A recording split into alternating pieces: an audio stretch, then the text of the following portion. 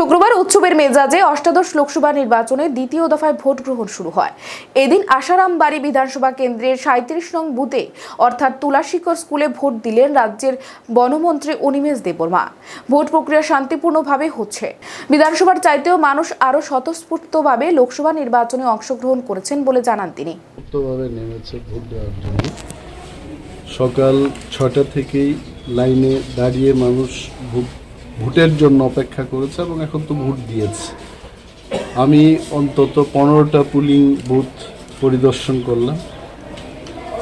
বুথে পরিদর্শন করিনি, বুথের বাইরে কর্মীরা যেখানে বসেছিল সেখানে গেলাম। খবর নিয়েছি 60-70% ভোট আশারামবাড়ি কেন্দ্রে এই 15টার মধ্যে হয়ে গেছে। তো আমার মনে হচ্ছে অন্য জায়গায় হবে এবং পার্সেন্টেজ অফ ভোট এটা অনেক বেশি মাত্রায় যাবে বলে আমি মনে করছি। বিধানসভার চাইতেও মানুষ আরও স্বতঃস্ফূর্তভাবে উৎসাহী হয়ে ভোট দিতে আসছে। Thank you.